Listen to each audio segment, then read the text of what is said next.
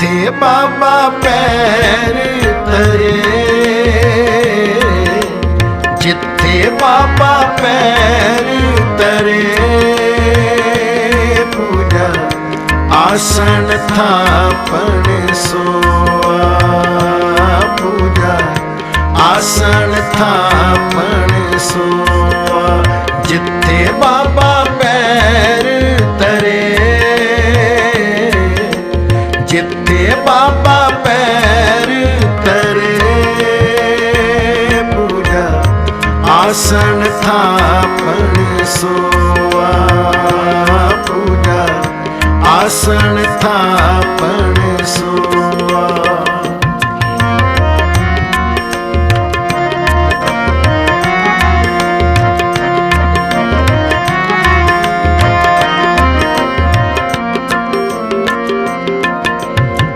सतगुरु नानक प्रगटया, मिट्टी धुंध जग चानण होआ।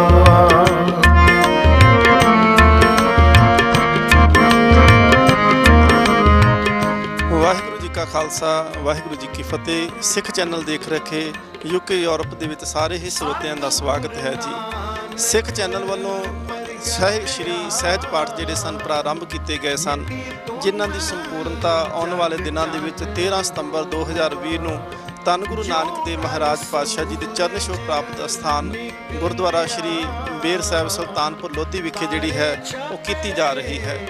ਅੱਜ ਅਸੀਂ ਧੰਨ ਗੁਰੂ ਨਾਨਕ ਦੇਵ ਮਹਾਰਾਜ ਪਾਤਸ਼ਾਹ ਜੀ ਦੇ ਚਰਨ ਛੋਹ ਪ੍ਰਾਪਤ ਅਸਥਾਨ ਗੁਰਦੁਆਰਾ ਸ਼੍ਰੀ ਬੇਰ ਸਾਹਿਬ ਵਿਖੇ ਪਹੁੰਚੇ ਹਾਂ। ਆਓ ਸਤਿਗੁਰੂ ਮਹਾਰਾਜ ਪਾਤਸ਼ਾਹ ਜੀ ਦੇ ਪਾਵਨ ਅਸਥਾਨਾਂ ਦੇ ਨਾਲੇ ਤਾਂ ਦਰਸ਼ਨ ਕਰਦੇ ਹਾਂ, ਜਿੱਥੇ ਧੰਨ ਗੁਰੂ ਨਾਨਕ ਦੇਵ ਮਹਾਰਾਜ ਪਾਤਸ਼ਾਹ ਜੀ ਨੇ ਚਰਨ ਪਾਏ ਹਨ, ਤੇ ਨਾਲੇ ਤੁਹਾਨੂੰ ਉੱਥੋਂ ਦਾ ਇਤਿਹਾਸ ਸਰਵਣ ਕਰਾਉਂਦੇ ਹਾਂ, ਜਿਸ ਅਸਥਾਨਾਂ ਤੇ ਆਉਣ ਵਾਲੇ ਦਿਨਾਂ ਦੇ ਵਿੱਚ ਸ਼੍ਰੀ ਸਹਿਜ ਪਾਠ ਸਾਹਿਬ ਜੀ ਦੀ ਸੰਪੂਰਨਤਾ ਕੀਤੀ ਜਾਣੀ ਹੈ। ਇਹ ਜਿਹੜੇ ਸਹਿਜ ਪਾਠ ਸੀ, ਸਮੁੱਚੇ ਵਿਸ਼ਵ ਦੇ ਵਿੱਚ ਬਹੁਤ ਸਾਰੀਆਂ ਪ੍ਰਬੰਧਕ ਕਮੇਟੀਆਂ, ਬਹੁਤ ਸਾਰੇ ਜਿਹੜੇ ਸੰਸਥਾਵਾਂ ਨੇ ਸਹਿਯੋਗ ਕੀਤਾ, ਤੇ ਸਮੁੱਚੇ ਹੀ ਵਿਸ਼ਵ ਭਰ ਦੇ ਵਿੱਚ ਇਹ ਸਹਿਜ ਪਾਠ ਧੰਨ ਗੁਰੂ ਨਾਨਕ ਦੇਵ ਮਹਾਰਾਜ ਪਾਤਸ਼ਾਹ ਜੀ ਦੇ 550 ਸਾਲਾ ਆਗਮਨ ਗੁਰਪੁਰਬ ਨੂੰ ਸਮਰਪਿਤ ਹੋ ਕਰਕੇ ਇਹ ਸਮੁੱਚੇ ਵਿਸ਼ਵ ਦੇ ਵਿੱਚ ਕੀਤੇ ਗਏ ਹਨ। ਇਹਨਾਂ ਦੀ ਸੰਪੂਰਨਤਾ ਹੁਣ ਜਿਹੜੀ ਹੈ ਸੁਲਤਾਨਪੁਰ ਲੋਧੀ ਦੀ ਪਾਵਨ ਧਰਤੀ ਦੇ ਉੱਪਰ ਕੀਤੀ ਜਾ ਰਹੀ ਹੈ। ਆਓ ਦਰਸ਼ਨ ਕਰਦੇ ਹਾਂ ਉਸ ਅਸਥਾਨ ਦੇ, ਜਿਸ ਅਸਥਾਨ ਨੂੰ ਧੰਨ ਗੁਰੂ ਨਾਨਕ ਦੇਵ ਮਹਾਰਾਜ ਜੀ ਦੀ ਚਰਨ ਛੋਹ ਪ੍ਰਾਪਤ ਹੈ, ਗੁਰਦੁਆਰਾ ਸ਼੍ਰੀ ਬੇਰ ਸਾਹਿਬ।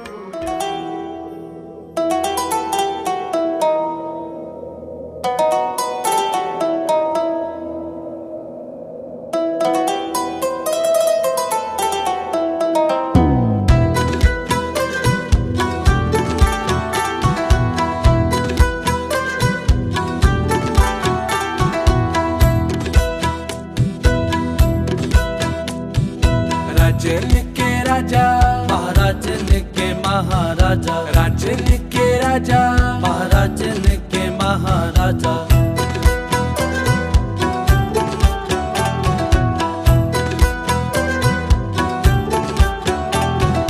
राजन के राजा महाराजन के। ਜਿਸ ਸਥਾਨ ਤੇ ਆਪਾਂ ਅੱਜ ਦਰਸ਼ਨ ਕਰ ਰਹੇ ਹਾਂ, ਇਹ ਉਹ ਪਾਵਨ ਸਥਾਨ ਹੈ ਜਿੱਥੇ ਰੋਜ਼ਾਨਾ ਹੀ ਅੰਮ੍ਰਿਤ ਵੇਲੇ ਧੰਨ ਗੁਰੂ ਗ੍ਰੰਥ ਸਾਹਿਬ ਮਹਾਰਾਜ ਜੀ ਦਾ ਪ੍ਰਕਾਸ਼ ਕੀਤਾ ਜਾਂਦਾ ਹੈ। ਤੇ ਬਿਲਕੁਲ ਇਸ ਅਸਥਾਨ ਦੇ ਥੱਲੇ ਉਹ ਅਸਥਾਨ ਹੈ ਜਿੱਥੇ ਧੰਨ ਗੁਰੂ ਨਾਨਕ ਦੇਵ ਮਹਾਰਾਜ ਪਾਤਸ਼ਾਹ ਜੀ ਰੋਜ਼ਾਨਾ ਹੀ ਉਸ ਅਸਥਾਨ ਤੇ ਬੈਠ ਕਰਕੇ ਵੇਦ ਦੇ ਵਿੱਚ ਇਸ਼ਨਾਨ ਕਰਨ ਤੋਂ ਬਾਅਦ ਉਸ ਅਸਥਾਨ ਤੇ ਬੈਠਦੇ ਨੇ ਤੇ ਸੰਗਤ ਨੂੰ ਉਪਦੇਸ਼ ਦਿੰਦੇ ਨੇ। ਆਓ ਉਸ ਅਸਥਾਨ ਦੇ ਵੀ ਦਰਸ਼ਨ ਕਰੀਏ ਜਿੱਥੇ ਧੰਨ ਗੁਰੂ ਨਾਨਕ ਦੇਵ ਮਹਾਰਾਜ ਰੋਜ਼ਾਨਾ ਵੇਦ ਦੇ ਵਿੱਚ ਇਸ਼ਨਾਨ ਕਰਨ ਤੋਂ ਬਾਅਦ ਵਿੱਚ ਬੈਠਿਆ ਕਰਦੇ ਸੀ।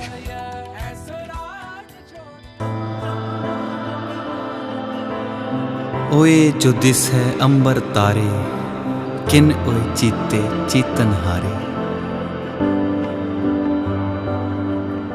ਜਦੋਂ ਅਸੀਂ ਭੋਰਾ ਸਾਹਿਬ ਦੇ ਅਸਥਾਨ ਨੂੰ ਜਾਂਦੇ ਹਾਂ ਤੇ ਸਭ ਤੋਂ ਪਹਿਲਾਂ ਧੰਨ ਗੁਰੂ ਨਾਨਕ ਦੇਵ ਮਹਾਰਾਜ ਪਾਤਸ਼ਾਹ ਜੀ ਦੇ ਆਪਣੇ ਹੱਥਾਂ ਦੇ ਨਾਲ ਲਾਏ ਹੋਏ ਇਸ ਬੇਰ ਸਾਹਿਬ ਦੇ ਦਰਸ਼ਨ ਕਰਦੇ ਹਾਂ, ਔਰ ਨਾਲ ਹੀ ਨਾਲ ਬੇਰ ਸਾਹਿਬ ਦੀ ਪਰਿਕਰਮਾ ਹੈ ਤੇ ਬਿਲਕੁਲ ਬੇਰ ਸਾਹਿਬ ਦੇ ਪਿਛਲੇ ਪਾਸੇ ਜਿਹੜਾ ਹੈ ਉਹ ਭੋਰਾ ਸਾਹਿਬ ਹੈ। ਆਓ ਉਸ ਇਤਿਹਾਸ ਨੂੰ ਵੀ ਆਪਾਂ ਜਾਣਦੇ ਹਾਂ, ਯਤਨ ਕਰਦੇ ਹਾਂ ਕਿ ਉਸ ਇਤਿਹਾਸ ਦੇ ਨਾਲ ਅਸੀਂ ਜੁੜ ਸਕੀਏ, ਉਸ ਇਤਿਹਾਸ ਨੂੰ ਅਸੀਂ ਸਮਝ ਸਕੀਏ। ਬਿਲਕੁਲ ਆ ਦੇਖੋ, ਸ਼੍ਰੋਮਣੀ ਗੁਰਦੁਆਰਾ ਪ੍ਰਬੰਧਕ ਕਮੇਟੀ ਵੱਲੋਂ ਬਿਲਕੁਲ ਇੱਕ ਪਲੇਟ ਵੀ ਲਾ ਦਿੱਤੀ ਗਈ ਹੈ ਲਿਖ ਕੇ, ਗੁਰੂ ਨਾਨਕ ਦੇਵ ਮਹਾਰਾਜ ਪਾਤਸ਼ਾਹ ਜੀ ਹਰ ਰੋਜ਼ ਕਿਉਂਕਿ ਪਹਿਲਾਂ ਇਹ ਇੱਥੇ ਵੇਈ ਇਸ ਸਥਾਨ ਤੇ ਵਗਿਆ ਕਰਦੀ ਸੀ। ਸਮੇਂ ਦੇ ਨਾਲ ਜਦੋਂ ਪਾਣੀ ਦੇ ਰੁੱਖ ਨੇ ਉਹ ਚੇਂਜ ਹੋ ਜਾਂਦੇ ਨੇ, ਬਦਲ ਜਾਂਦੇ ਨੇ, ਤੇ ਉਹ ਬਹਾਵ ਬਦਲਣ ਕਰਕੇ ਜਿਹੜਾ ਹੈ ਵੇਈ ਹੁਣ ਹਟ ਕੇ ਜਿਹੜਾ ਹੈ ਇਸ ਸਥਾਨ ਤੋਂ ਵਗਦੀ ਪਈ, ਉਹਦੇ ਵੀ ਆਪਾਂ ਦਰਸ਼ਨ ਕਰਾਂਗੇ। ਗੁਰੂ ਨਾਨਕ ਦੇਵ ਮਹਾਰਾਜ ਰੋਜ਼ਾਨਾ ਹੀ ਵੇਈ ਦੇ ਵਿੱਚ ਇਸ਼ਨਾਨ ਕਰਨ ਤੋਂ ਉਪਰੰਤ ਇਸ ਪਾਵਨ ਸਥਾਨ ਤੇ ਜਿਹੜਾ ਪਿੱਛੇ ਭੋਰਾ ਸਾਹਿਬ ਹੈ, ਧੰਨ ਗੁਰੂ ਨਾਨਕ ਦੇਵ ਮਹਾਰਾਜ ਇੱਥੇ ਬਿਰਾਜਦੇ ਸਨ, ਨਿਤਨੇਮ ਕਰਦੇ ਸਨ, ਪ੍ਰਮਾਤਮਾ ਦੀ ਭਗਤੀ ਕਰਿਆ ਕਰਦੇ ਸਨ। ਔਰ ਗੁਰੂ ਨਾਨਕ ਦੇਵ ਮਹਾਰਾਜ ਰਵਾਇਤਾਂ ਦੇ ਅਨੁਸਾਰ 14 ਸਾਲ 9 ਮਹੀਨੇ ਤੇ 13 ਦਿਨ ਇਸ ਅਸਥਾਨ ਦੇ ਉੱਤੇ ਧੰਨ ਗੁਰੂ ਨਾਨਕ ਦੇਵ ਮਹਾਰਾਜ ਨੇ ਤਪ ਕੀਤਾ ਹੈ। ਸੋ ਇਸ ਵਾਸਤੇ ਇੱਕ ਗੱਲ ਹੋਰ ਬੜੀ ਸਾਨੂੰ ਜਾਣ ਲੈਣੀ ਚਾਹੀਦੀ ਹੈ, ਕਿਉਂਕਿ ਇਹ ਬਿਲਕੁਲ ਵੇਈ ਦਾ ਕੰਢਾ ਸੀ ਪਹਿਲਾਂ। ਹੁਣ ਸਮੇਂ ਦੇ ਨਾਲ ਜਿਉਂ-ਜਿਉਂ ਇਮਾਰਤਾਂ ਉੱਚੀਆਂ ਹੋ ਜਾਂਦੀਆਂ ਨੇ, ਜ਼ਮੀਨ ਉੱਚੀ ਹੋ ਜਾਂਦੀ ਹੈ, ਸੋ ਇਸ ਕਰਕੇ ਇਹ ਨੀਵੀਂ ਜਗ੍ਹਾ ਬਣ ਗਈ ਹੈ। ਪਰ ਜਿਸ ਵੇਲੇ ਗੁਰੂ ਨਾਨਕ ਦੇਵ ਮਹਾਰਾਜ ਅੱਜ ਤੋਂ ਤਕਰੀਬਨ 550 ਸਾਲ ਪਹਿਲਾਂ ਜਦੋਂ ਗੁਰੂ ਨਾਨਕ ਦੇਵ ਮਹਾਰਾਜ ਇਸ ਸਥਾਨ ਤੇ ਬੈਠਿਆ ਕਰਦੇ ਸੀ, ਇਹ ਬਿਲਕੁਲ ਵੇਈ ਦਾ ਕੰਢਾ ਸੀ, ਜ਼ਮੀਨ ਦੇ ਬਿਲਕੁਲ ਬਰਾਬਰ ਇਹ ਜਿਹੜੀ ਸੀ ਇਹ ਉਸ ਵੇਲੇ ਦੀ ਥਾਂ ਸੀ। ਸੋ ਸਤਿਗੁਰੂ ਮਹਾਰਾਜ ਇਹ ਬੈਠਿਆ ਕਰਦੇ ਸੀ। ਭੋਰਾ ਸਾਹਿਬ ਕਹਿਣ ਤੋਂ ਭਾਵ ਇਹ ਹੈ ਕਿ ਅੱਜ ਇਸ ਦੇ ਉੱਪਰ ਦਰਬਾਰ ਹਾਲ ਬਣਾ ਦਿੱਤਾ ਗਿਆ ਹੈ ਤੇ ਆਸੇ ਪਾਸੇ ਦੀ ਜ਼ਮੀਨ ਹੋਣ ਕਰਕੇ ਭੋਰੇ ਵਾਂਗ ਪ੍ਰਤੀਤ ਹੁੰਦਾ ਹੈ। ਆਓ ਦਰਸ਼ਨ ਕਰਦੇ ਹਾਂ ਜੀ। ਰੋਸ਼ਨੀਆਂ ਦੀ ਪਾਲਕੀ ਦਾ ਬੂਹਾ ਖੋਲ ਰਹੇ, ਚਮਕ ਚਮਕ ਕੇ ਤਾਰੇ ਨਾਨਕ ਨਾਨਕ ਬੋਲ ਰਹੇ, ਚਮਕ ਚਮਕ ਕੇ ਤਾਰੇ ਨਾਨਕ ਨਾਨਕ ਬੋਲ ਰਹੇ। ਇਹ ਚਾਨਣ ਦੇ ਵਣਜਾਰੇ ਜੋ ਵੇਖਣ ਦੇ ਵਿੱਚ ਇੱਕ ਲੱਗਦੇ, ਮੈਨੂੰ ਚਿੱਟੇ ਚਿੱਟੇ ਤਾਰੇ ਗੁਰੂ ਨਾਨਕ ਜੀ ਦੇ ਸਿੱਖ ਲੱਗਦੇ, ਮੈਨੂੰ ਚਿੱਟੇ ਚਿੱਟੇ ਤਾਰੇ ਗੁਰੂ ਨਾਨਕ ਜੀ ਦੇ ਸਿੱਖ ਲੱਗਦੇ। ਚਾਨਣ ਦੀ ਟਕਸਾਲ ਹੈ ਜਿੱਥੇ ਵੱਜਦਾ ਅਨਹਦ ਨਾਦ ਜਿਓ, ਨਾਨਕ ਆਦਿ ਜੁਗਾਦ ਜਿਓ, ਨਾਨਕ ਆਦਿ ਜੁਗਾਦ ਜਿਓ। ਸਤ ਸੰਗਤ ਜੀ, ਇਹ ਉਹੀ ਪਾਵਨ ਅਸਥਾਨ ਹੈ ਜਿੱਥੇ ਸਿੱਖ ਸੰਗਤ ਨਕਮਸਤਕ ਹੁੰਦੀ ਹੈ। ਧੰਨ ਗੁਰੂ ਨਾਨਕ ਦੇਵ ਮਹਾਰਾਜ ਪਾਤਸ਼ਾਹ ਜਗਤ ਜਲੰਦੇ ਨੂੰ ਤਾਰਨ ਵਾਲੇ ਸਤਿਗੁਰੂ ਇਸ ਪਾਵਨ ਅਸਥਾਨ ਤੇ ਰੋਜ਼ਾਨਾ ਹੀ ਵੇਈ ਦੇ ਵਿੱਚੋਂ ਇਸ਼ਨਾਨ ਕਰਨ ਤੋਂ ਉਪਰੰਤ ਇੱਥੇ ਬੈਠ ਕਰਕੇ ਸਤਿਗੁਰੂ ਮਹਾਰਾਜ ਬੰਦਗੀ ਕਰਿਆ ਕਰਦੇ ਸਨ, ਬਾਣੀ ਜਾਪ ਕਰਿਆ ਕਰਦੇ ਸਨ ਸਤਿਗੁਰੂ ਮਹਾਰਾਜ ਪਾਤਸ਼ਾਹ ਜੀ। ਔਰ ਧੰਨ ਗੁਰੂ ਨਾਨਕ ਦੇਵ ਮਹਾਰਾਜ ਜੀ ਦਾ ਬਹੁਤ ਲੰਮਾ ਸਮਾਂ ਦਾ ਜਿਹੜਾ ਇਸ ਸਥਾਨ ਦੇ ਨਾਲ ਸਤਿਗੁਰੂ ਮਹਾਰਾਜ ਪਾਤਸ਼ਾਹ ਜੀ ਦੇ ਚਰਨ ਪੈਂਦੇ ਰਹੇ ਹਨ। ਬਹੁਤ ਪਾਵਨ ਪਵਿੱਤਰ ਧਰਤੀ ਹੈ। ਧੰਨ ਗੁਰੂ ਨਾਨਕ ਦੇਵ ਮਹਾਰਾਜ ਜੀ ਦੇ ਚਰਨਾਂ ਦੇ ਨਾਲ ਸ਼ਰਸ਼ਾਰ ਹੋਈ, ਪਾਕ ਹੋਈ ਇਹ ਪਾਵਨ ਧਰਤੀ, ਇਹ ਉਹ ਅਸਥਾਨ ਹੈ। ਸਤਿਗੁਰੂ ਮਹਾਰਾਜ ਜੀ ਦੇ ਇਹਨਾਂ ਪਾਵਨ ਸਥਾਨਾਂ ਦੇ ਆਓ ਦਰਸ਼ਨ ਕਰੀਏ ਜੀ। ਇਹ ਜ਼ਾਤ ਪਾਤ ਤੋਂ ਉੱਤੇ ਤੇ ਆਪਸ ਵਿੱਚ ਇੱਕ ਮਿਕ ਲੱਗਦੇ, ਇਹ ਚਿੱਟੇ ਚਿੱਟੇ ਤਾਰੇ ਗੁਰੂ ਨਾਨਕ ਜੀ ਦੇ ਸਿੱਖ ਲੱਗਦੇ, ਇਹ ਚਿੱਟੇ ਚਿੱਟੇ ਤਾਰੇ ਗੁਰੂ ਨਾਨਕ ਜੀ ਦੇ ਸਿੱਖ ਲੱਗਦੇ। ਅਸੀਂ ਹੀ ਭੁੱਲੇ ਭਟਕੇ ਹਾਂ, ਉਸ ਨੂੰ ਹੈ ਸਭ ਯਾਦ ਜਿਓ, ਨਾਨਕ ਆਦਿ ਜੁਗਾਦ ਜਿਓ, ਨਾਨਕ ਆਦਿ ਜੁਗਾਦ ਜਿਓ। ਨਾਨਕ ਨਾਨਕ ਨਾਨਕ ਦਮ ਦਮ ਦਮ ਦਮ ਨਾਨਕ, ਦਮ ਦਮ ਨਾਨਕ ਨਾਨਕ ਨਾਨਕ ਦਮ ਦਮ ਦਮ ਦਮ ਨਾਨਕ, ਦਮ ਦਮ ਨਾਨਕ ਸਿਮਰਿਏ, ਦਮ ਦਮ ਬਰਸੇ ਨੂੰ, ਦਮ ਦਮ ਨਾਨਕ ਸਿਮਰਿਏ ਪ੍ਰਗਟ ਹੋਣ ਹਜ਼ੂਰ। ਚੱਤੋ ਪਹਿਰ ਵੈਰਾਗ ਜਿਹਾ ਕੋਈ ਅੰਦਰੇ ਅੰਦਰ ਰਿਸਦਾ ਹੈ, ਮੈਨੂੰ ਹਰੀ ਦੇਖਦੇ ਪਏ ਸੀ ਕਿ ਇੱਥੇ ਸੰਗਤ ਜਿਹੜੀ ਹੈ ਗੁਰੂ ਨਾਨਕ ਦੇਵ ਮਹਾਰਾਜ ਜੀ ਤੇ ਅਕੀਦਾ ਭਰੋਸਾ ਰੱਖਣ ਵਾਲੀ ਸੰਗਤ ਸਤਿਗੁਰੂ ਮਹਾਰਾਜ ਜੀ ਦੀ ਬਾਣੀ ਦੇ ਨਾਲ ਪ੍ਰੇਮ ਕਰਦੀ ਹੋਈ ਕਿਸ ਤਰ੍ਹਾਂ ਇਸ ਅਸਥਾਨ ਤੇ ਬੈਠ ਕਰਕੇ ਧੰਨ ਗੁਰੂ ਨਾਨਕ ਦੇਵ ਮਹਾਰਾਜ ਪਾਤਸ਼ਾਹ ਜੀ ਦੀ ਬਾਣੀ ਨੂੰ ਜਾਪ ਕਰਦੇ ਹਨ। ਸੋ ਅਸੀਂ ਜਦੋਂ ਭੋਰਾ ਸਾਹਿਬ ਤੋਂ ਬਾਹਰ ਨਿਕਲਦੇ ਹਾਂ ਤੇ ਅਸੀਂ ਉਸ ਪਾਵਨ ਪਵਿੱਤਰ ਬੇਰ ਸਾਹਿਬ ਦੇ ਦਰਸ਼ਨ ਕਰਦੇ ਹਾਂ, ਜਿਸ ਬੇਰ ਸਾਹਿਬ ਨੂੰ ਧੰਨ ਗੁਰੂ ਨਾਨਕ ਦੇਵ ਮਹਾਰਾਜ ਪਾਤਸ਼ਾਹ ਜੀ ਨੇ ਆਪਣੇ ਹੱਥੀਂ ਲਗਾਇਆ ਹੈ। ਸਤਿਗੁਰੂ ਗੁਰੂ ਨਾਨਕ ਦੇਵ ਮਹਾਰਾਜ ਰੋਜ਼ਾਨਾ ਹੀ ਇਸ਼ਨਾਨ ਕਰਨ ਤੋਂ ਉਪਰੰਤ ਇਸ ਅਸਥਾਨ ਤੇ ਜਦੋਂ ਬੈਠਦੇ ਸੀ ਨਾ, ਤੇ ਇਸ਼ਨਾਨ ਦੇ ਸਮੇਂ ਤੇ ਭਾਈ ਸਾਹਿਬ ਗੁਰੂ ਕਰਕੇ ਇੱਕ ਸਿੱਖ ਜਿਹੜੇ ਸਨ ਸਤਿਗੁਰੂ ਮਹਾਰਾਜ ਵਾਸਤੇ ਦਾਤਨ ਲੈ ਕੇ ਆਇਆ ਕਰਦੇ ਸੀ। ਤੇ ਇਤਿਹਾਸ ਇਹ ਗੱਲ ਆਖਦਾ ਹੈ ਕਿ ਜਦੋਂ ਗੁਰੂ ਨਾਨਕ ਦੇਵ ਮਹਾਰਾਜ ਪਾਤਸ਼ਾਹ ਉਦਾਸੀਆਂ ਨੂੰ ਚੱਲੇ ਨੇ ਤੇ ਸਤਿਗੁਰੂ ਮਹਾਰਾਜ ਤੇ ਉਸ ਦਿਨ ਦਾਤਨ ਲਿਆਉਣ ਵਾਲਾ ਜਿਹੜਾ ਸਿੱਖ ਸੀ ਨਾ, ਸਤਿਗੁਰੂ ਮਹਾਰਾਜ ਵਾਸਤੇ ਦਾਤਨ ਪਹਿਲੋਂ ਵੱਖ-ਵੱਖ ਤਰ੍ਹਾਂ ਦੀਆਂ ਦਾਤਨਾਂ ਲੈ ਕੇ ਆਉਣੀਆਂ, ਪਰ ਉਸ ਦਿਨ ਜ਼ਿਆਦਾ ਰਾਤ ਨੂੰ ਮੀਂਹ ਹਨੇਰੀ ਆਉਣ ਕਰਕੇ ਤੇ ਬਾਹਰ ਜਾ ਕੇ ਕੋਈ ਦਾਤਨ ਦਾ ਪ੍ਰਬੰਧ ਨਹੀਂ ਕਰ ਸਕੇ ਤੇ ਘਰ ਦੇ ਵਿੱਚੋਂ ਹੀ ਬੇਰੀ ਦੀ ਦਾਤਨ ਲੈ ਕੇ ਆਏ। ਧੰਨ ਗੁਰੂ ਨਾਨਕ ਦੇਵ ਮਹਾਰਾਜ ਪਾਤਸ਼ਾਹ ਨੇ ਫਿਰ ਉਸ ਦਿਨ ਬੇਰੀ ਦੀ ਦਾਤਨ ਕੀਤੀ ਨਹੀਂ। ਸਤਿਗੁਰੂ ਮਹਾਰਾਜ ਨੇ ਇਸ ਦਾਤਨ ਨੂੰ ਵੇਈ ਦੇ ਕੰਢੇ ਤੇ ਲਗਾ ਦਿੱਤਾ ਹੈ ਔਰ ਇਤਿਹਾਸ ਇਹ ਗੱਲ ਲਿਖਦਾ ਹੈ ਕਿ ਧੰਨ ਗੁਰੂ ਨਾਨਕ ਦੇਵ ਮਹਾਰਾਜ ਨੂੰ ਸਿੱਖ ਨੇ ਸਵਾਲ ਕੀਤਾ ਸੀ, ਸਤਿਗੁਰੂ ਮਹਾਰਾਜ ਵੇਈ ਦੇ ਵਿੱਚ ਪਾਣੀ ਬਹੁਤ ਆ ਜਾਂਦਾ ਹੈ ਤੇ ਇਹ ਤਾਂ ਜੋ ਦਾਤਨ ਤੁਸੀਂ ਇੱਥੇ ਲਗਾ ਦਿੱਤੀ ਹੈ ਤਾਂ ਰੁੜ ਜਾਵੇਗੀ। ਤੇ ਧੰਨ ਗੁਰੂ ਨਾਨਕ ਦੇਵ ਮਹਾਰਾਜ ਪਾਤਸ਼ਾਹ ਜੀ ਨੇ ਉਸ ਵੇਲੇ ਬਚਨ ਕਹੇ ਸੀ, ਕਹਿਣ ਲੱਗੇ ਕਿ ਜਿੰਨੀ ਦੇਰ ਤੱਕ ਦੁਨੀਆ ਰਹੇਗੀ ਇਹ ਦਾਤਨ ਨਹੀਂ ਰਹੇਗੀ, ਇਹਨੇ ਬੇਰ ਸਾਹਿਬ ਬਣਨਾ ਹੈ, ਇਹਨੇ ਬੇਰੀ ਬਣਨਾ ਹੈ ਤੇ ਉਨੀ ਦੇਰ ਤੱਕ ਜਿੱਦੋਂ ਤੱਕ ਦੁਨੀਆ ਰਹੇਗੀ ਉਨੀ ਦੇਰ ਤੱਕ ਇਹ ਬੇਰ ਸਾਹਿਬ ਰਹੇਗਾ। ਇਹ ਸਤਿਗੁਰੂ ਗੁਰੂ ਨਾਨਕ ਦੇਵ ਮਹਾਰਾਜ ਜੀ ਦੇ ਆਪਣੇ ਹੱਥੀਂ ਲਗਾਈ ਹੋਈ ਉਹ ਦਾਤਨ ਹੈ ਜਿਹੜਾ ਅੱਜ ਬੇਰੀ ਦਾ ਦਰਖਤ ਬਣਿਆ ਹੈ ਤੇ ਜਿਹਨੂੰ ਅਸੀਂ ਸਤਿਕਾਰ ਦੇ ਨਾਲ ਪਿਆਰ ਦੇ ਨਾਲ ਆਖਦੇ ਹਾਂ ਗੁਰਦੁਆਰਾ ਸ਼੍ਰੀ ਬੇਰ ਸਾਹਿਬ। ਇਹ ਉਹ ਬੇਰ ਸਾਹਿਬ ਹੈ ਜਿੰਦੇ ਤੁਸੀਂ ਦਰਸ਼ਨ ਕਰ ਰਹੇ ਹੋ। ਸਭ ਤੇ ਵੱਡਾ ਸਤਿਗੁਰ ਨਾਨਕ, ਸਭ ਤੇ ਵੱਡਾ ਸਤਿਗੁਰ ਨਾਨਕ, ਜਿਨ ਕਲ ਰਾਖੀ ਮੇਰੀ, ਜਿਨ ਕਲ ਰਾਖੀ ਮੇਰੀ, ਗਿਆਨ ਧਿਆਨ ਕਿਛ ਕਰਮ ਨ ਜਾਣਾ।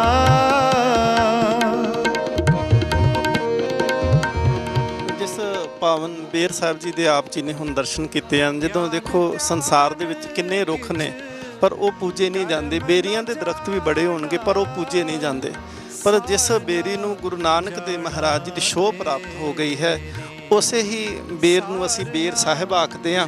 ਤੇ ਧੰਨ ਗੁਰੂ ਨਾਨਕ ਦੇਵ ਮਹਾਰਾਜ ਜੀ ਦੇ ਇਸ ਪਾਵਨ ਅਸਥਾਨ ਦਾ ਨਾਮ ਵੀ ਇਸ ਬੇਰੀ ਸਾਹਿਬ ਦੇ ਅਸਥਾਨ ਨਾਮ ਦੇ ਨਾਲ ਬੇਰ ਸਾਹਿਬ ਹੈ। ਸੋ ਆਓ ਬੇਰ ਸਾਹਿਬ ਦੇ ਦਰਸ਼ਨ ਕਰਨ ਤੋਂ ਉਪਰੰਤ ਪਵਿੱਤਰ ਪਾਵਨ ਸਰੋਵਰ ਦੇ ਦਰਸ਼ਨ ਕਰਦੇ ਹਾਂ।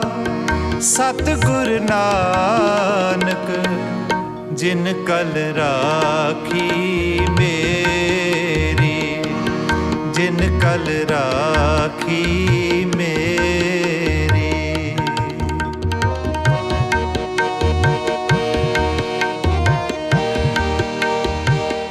ਇਹ ਉਹ ਪਾਵਨ ਪਵਿੱਤਰ ਸਰੋਵਰ ਹੈ ਜਿਹੜਾ ਕਿਸੇ ਸਮੇਂ ਇਸ ਸਥਾਨ ਦੇ ਉੱਤੋਂ ਵੇਈ ਜਿਹੜੀ ਸੀ ਇੱਥੋਂ ਲੰਘਿਆ ਕਰਦੀ ਸੀ। ਬਿਲਕੁਲ ਤੁਸੀਂ ਦੇਖ ਸਕਦੇ ਹੋ ਕਿ ਗੁਰਦੁਆਰਾ ਸਾਹਿਬ ਦੇ ਬਿਲਕੁਲ ਪਿਛਲੇ ਪਾਸੇ ਹੈ ਤੇ ਬੇਰੀ ਸਾਹਿਬ ਦਾ ਜਿਹੜਾ ਦਰਖਤ ਹੈ ਜੋ ਪਾਵਨ ਪਵਿੱਤਰ ਬੇਰ ਹੈ ਉਹ ਵੀ ਬਿਲਕੁਲ ਇਸ ਦੇ ਕੰਢੇ ਦੇ ਉੱਪਰ ਬਣਦੀ ਹੈ। ਸੋ ਬੇਰ ਸਾਹਿਬ ਜਿਹੜਾ ਸੀ ਉਹ ਬਿਲਕੁਲ ਪਾਵਨ ਵੇਈ ਦੇ ਕੰਢੇ ਦੇ ਉੱਪਰ ਵਸਿਆ ਹੋਇਆ ਜਿਹੜਾ ਪਾਵਨ ਪਵਿੱਤਰ ਗੁਰੂ ਨਾਨਕ ਦੇਵ ਮਹਾਰਾਜ ਜੀ ਦਾ ਸਥਾਨ ਹੈ। ਤੇ ਧੰਨ ਗੁਰੂ ਨਾਨਕ ਦੇਵ ਮਹਾਰਾਜ ਪਾਤਸ਼ਾਹ ਜੀ ਦਾ ਜਿਸ ਵੇਲੇ 550 ਸਾਲਾ ਪ੍ਰਕਾਸ਼ ਪੁਰਬ ਮਨਾਇਆ ਗਿਆ ਉਦੋਂ ਇਸ ਪਾਵਨ ਪਵਿੱਤਰ ਸਰੋਵਰ ਦੇ ਵਿੱਚ ਲੱਖਾਂ ਸਿੱਖ ਸੰਗਤਾਂ ਨੇ ਇਸ਼ਨਾਨ ਕਰਕੇ ਆਪਣਾ ਧਾਰਮਿਕ ਅਕੀਦਾ, ਮਨ ਦੀ ਸ਼ਾਂਤੀ, ਮਨ ਦੀ ਤ੍ਰਿਪਤੀ ਜਿਹੜੀ ਹੈ ਉਹ ਪ੍ਰਾਪਤ ਕੀਤੀ ਹੈ ਜੀ। ਇਹ ਉਹ ਪਾਵਨ ਪਵਿੱਤਰ ਸਰੋਵਰ ਹੈ ਗੁਰਦੁਆਰਾ ਸ਼੍ਰੀ ਬੇਰ ਸਾਹਿਬ।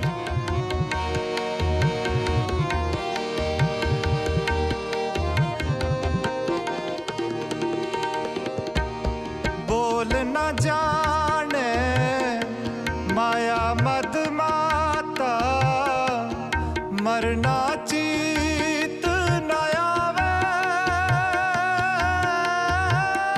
ਆਓ ਜੀ ਹੁਣ ਆਪਾਂ ਗੁਰਦੁਆਰਾ ਸ਼੍ਰੀ ਬੇਰ ਸਾਹਿਬ ਜੀ ਦੇ ਬਿਲਕੁਲ ਪਿਛਲੇ ਪਾਸੇ ਚੱਲਦੇ ਹਾਂ ਜਿੱਥੇ ਅੱਜ ਵੀ ਉਹ ਵੇਈ ਜਿਹੜੀ ਹੈ ਗੁਰੂ ਨਾਨਕ ਦੇਵ ਮਹਾਰਾਜ ਪਾਤਸ਼ਾਹ ਜੀ ਦੀ ਜਿਹਨੂੰ ਛੋਹ ਪ੍ਰਾਪਤ ਵੇਈ ਹੈ, ਕਾਲੀ ਵੇਈ, ਉਹ ਅੱਜ ਵੀ ਇੱਥੇ ਵਗਦੀ ਪਈ ਹੈ। ਤੇ ਤੁਹਾਨੂੰ ਉਹਦਾ ਖੂਬਸੂਰਤ ਮਨਮੋਹਕ ਦ੍ਰਿਸ਼ ਵੀ ਦਿਖਾਉਂਦੇ ਹਾਂ ਤੇ ਆਓ ਉਸ ਪਾਵਨ ਪਵਿੱਤਰ ਵੇਈ ਦੇ ਆਪਾਂ ਦਰਸ਼ਨ ਕਰਦੇ ਹਾਂ। ਸਤਿਗੁਰ ਨਾਨਕ, ਸਭ ਤੇ ਵੱਡਾ ਸਤਿਗੁਰ ਨਾਨਕ, ਜਿਨ ਕਲ ਰਾਖੀ ਮੇਰੀ, ਜਿਨ ਕਲ ਰਾਖੀ ਮੇਰੀ।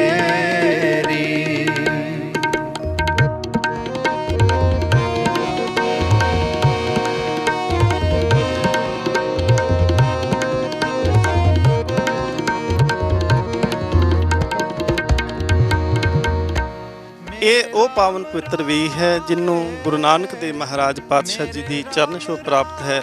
ਧੰਨ ਗੁਰੂ ਨਾਨਕ ਦੇਵ ਮਹਾਰਾਜ ਪਾਤਸ਼ਾਹ ਜੀ ਇਸੇ ਹੀ ਕਾਲੀ ਵੇਈ ਦੇ ਵਿੱਚ ਸਤਿਗੁਰੂ ਮਹਾਰਾਜ ਪਾਤਸ਼ਾਹ ਜੀ ਰੋਜ਼ਾਨਾ ਇਸ਼ਨਾਨ ਕਰਦੇ ਨੇ ਤੇ ਤੁਸੀਂ ਦੇਖਦੇ ਪਏ ਹੋ ਕਿ ਬਿਲਕੁਲ ਦੋਨਾਂ ਪਾਸੇ ਬੜੀ ਖੂਬਸੂਰਤੀ ਦੇ ਨਾਲ ਸੰਤ ਬਾਬਾ ਬਲਬੀਰ ਸਿੰਘ ਜੀ ਸੀਚੇਵਾਲ ਵਾਲੇ ਉਹਨਾਂ ਨੇ ਬੜੇ ਸੋਹਣੇ ਇਹਨਾਂ ਦੇ ਤੱਟ ਵੇਈ ਦੇ ਬਣਾਏ ਗਏ ਹਨ ਤੇ ਜਿੱਥੇ ਅਸੀਂ ਇਹਦੀ ਖੂਬਸੂਰਤੀ ਦੇਖਦੇ ਹਾਂ ਉੱਥੇ ਦੀ ਪੁਰਾਤਨਤਾ ਹੈ। ਇਹ ਉਹ ਪਾਵਨ ਪਵਿੱਤਰ ਵੇਈ ਹੈ ਜਿਹੜੀ ਦਰਿਆ ਦੇ ਵਿੱਚੋਂ ਬਿਆਸ ਦਰਿਆ ਦੇ ਵਿੱਚੋਂ ਨਿਕਲ ਕੇ ਤੇ ਬਿਆਸ ਦਰਿਆ ਦੇ ਵਿੱਚ ਹੀ ਸਮਾ ਜਾਂਦੀ ਹੈ। ਇਹ ਪਾਣੀ ਦੀ ਇੱਕ ਸਹਾਇਕ ਧਾਰਾ ਬਣ ਕੇ ਆਉਂਦੀ ਸੀ। ਇਸ ਦੁਆਬੇ ਦੇ ਇਲਾਕੇ ਦੇ ਵਿੱਚ ਦੋ ਵੇਈਆਂ ਜਿਹੜੀਆਂ ਹਨ ਉਹ ਸੁਣਨ ਦੇ ਵਿੱਚ ਆਉਂਦੀਆਂ ਸੀ ਇਤਿਹਾਸ ਦੇ ਵਿੱਚ। ਇੱਕ ਵੇਈ ਦਾ ਨਾਮ ਸੀ ਚਿੱਟੀ ਵੇਈ ਤੇ ਇਸ ਦੇ ਉਲਟ ਦੂਸਰੀ ਵੇਈ ਦਾ ਨਾਮ ਜਿਹੜਾ ਸੀ ਉਹ ਕਾਲੀ ਵੇਈ ਰੱਖਿਆ ਗਿਆ ਹੈ। ਇਹ ਉਹ ਕਾਲੀ ਵੇਈ ਹੈ ਜਿਹੜੀ ਗੁਰੂ ਨਾਨਕ ਦੇਵ ਮਹਾਰਾਜ ਜੀ ਦੀ ਚਰਨ ਛੋਹ ਪ੍ਰਾਪਤ ਹੈ ਤੇ ਜਿਹੜੀ ਚਿੱਟੀ ਵੇਈ ਹੈ ਉਹ ਅੱਜ ਅਲੋਪ ਹੋ ਚੁੱਕੀ ਹੈ ਤੇ ਗੁਰੂ ਨਾਨਕ ਦੇਵ ਮਹਾਰਾਜ ਜੀ ਦੀ ਚਰਨ ਛੋਹ ਪ੍ਰਾਪਤ ਹੋਣ ਕਰਕੇ ਗੁਰਸਿੱਖਾਂ ਨੇ ਇਸ ਵੇਈ ਦੀ ਸਾਂਭ ਸੰਭਾਲ ਕੀਤੀ, ਇਸ ਦੇ ਤੱਟ ਨੂੰ ਪੱਕਿਆਂ ਕਰਨਾ ਕੀਤਾ ਔਰ ਅੱਜ ਵੀ ਲੱਖਾਂ ਲੋਕ ਜਿਹੜੇ ਨੇ ਧੰਨ ਗੁਰੂ ਨਾਨਕ ਦੇਵ ਮਹਾਰਾਜ ਪਾਤਸ਼ਾਹ ਜੀ ਦੇ ਪਾਵਨ ਪਵਿੱਤਰ ਅਸਥਾਨਾਂ ਦੇ ਦਰਸ਼ਨ ਜਦੋਂ ਕਰਦੇ ਨੇ ਸੋ ਇਸ ਪਾਵਨ ਪਵਿੱਤਰ ਵੇਈ ਦੇ ਵੀ ਦਰਸ਼ਨ ਕਰਕੇ ਆਪਣੇ ਜੀਵਨ ਨੂੰ ਸਫਲਾ ਕਰਦੇ ਨੇ। ਇਹ ਪਵਿੱਤਰ ਵੇਈ ਤੋਂ ਬਾਅਦ ਤੁਸੀਂ ਇਹ ਪਾਵਨ ਪਵਿੱਤਰ ਵੇਈ ਦੇ ਕੰਢੇ ਨੂੰ ਦੇਖਦੇ ਪਏ ਹੋ ਕਿ ਇਸ ਦੀ ਸ਼੍ਰੋਮਣੀ ਗੁਰਦੁਆਰਾ ਪ੍ਰਬੰਧਕ ਕਮੇਟੀ ਵੱਲੋਂ ਕਿੰਨੇ ਖੂਬਸੂਰਤ ਢੰਗ ਦੇ ਨਾਲ ਜਿਹੜੀ ਹੈ ਸਜਾਵਟ ਕੀਤੀ ਗਈ ਹੈ। ਤਰ੍ਹਾਂ ਤਰ੍ਹਾਂ ਦੇ ਇੱਥੇ ਫੁੱਲ ਬੂਟੇ ਲਗਾਏ ਗਏ ਹਨ ਜਿੰਦੇ ਕਰਕੇ ਹੋਰ ਵੀ ਇਸ ਅਸਥਾਨ ਦਾ ਇਸ ਕੰਢੇ ਦਾ ਮਨਮੋਹਕ ਦ੍ਰਿਸ਼ ਜਿਹੜਾ ਹੈ ਉਹ ਦੇਖਣ ਨੂੰ ਮਿਲਦਾ ਹੈ। ਬਹੁਤ ਸੁੰਦਰ ਢੰਗ ਦੇ ਨਾਲ ਇੱਕ ਪਾਸੇ ਸੰਤ ਬਾਬਾ ਬਲਬੀਰ ਸਿੰਘ ਜੀ ਸੀਚੇਵਾਲ ਵਾਲੇ ਉਹਨਾਂ ਨੇ ਕੰਢਿਆਂ ਦੀ ਜਿਹੜਾ ਹੈ ਦੋਨਾਂ ਪਾਸੇ ਤੱਟ ਦੀ ਸੇਵਾ ਕੀਤੀ, ਦੂਸਰੇ ਪਾਸੇ ਸ਼੍ਰੋਮਣੀ ਗੁਰਦੁਆਰਾ ਪ੍ਰਬੰਧਕ ਕਮੇਟੀ ਨੇ ਇਸ ਕੰਢੇ ਨੂੰ ਇਸ ਤੱਟ ਨੂੰ ਸਜਾਉਣ ਦੇ ਵਾਸਤੇ ਦੇਖੋ ਬਹੁਤ ਤਰ੍ਹਾਂ ਦੀ ਹਰਿਆਲੀ ਪੌਦੇ ਫੁੱਲ ਬੂਟੇ ਲਗਾ ਕਰਕੇ ਇਹਨੂੰ ਸਜਾਇਆ ਹੋਇਆ ਹੈ। ਔਰ ਬਿਲਕੁਲ ਇਸ ਤੋਂ ਜਦੋਂ ਆਪਾਂ ਪਿੱਛੇ ਨੂੰ ਜਾ ਕੇ ਦੇਖਦੇ ਹਾਂ ਤੇ ਧੰਨ ਗੁਰੂ ਨਾਨਕ ਦੇਵ ਮਹਾਰਾਜ ਜੀ ਦੇ ਚਰਨ ਛੋਹ ਪ੍ਰਾਪਤ ਸਥਾਨ ਗੁਰਦੁਆਰਾ ਬੇਰ ਸਾਹਿਬ ਜੀ ਦਾ ਪਾਵਨ ਗੁੰਮਦ ਪਾਵਨ ਅਸਥਾਨ ਜਿਹੜਾ ਹੈ ਉਹ ਦਿਖਾਈ ਦਿੰਦਾ ਹੈ। ਦਿਲਾਸਾ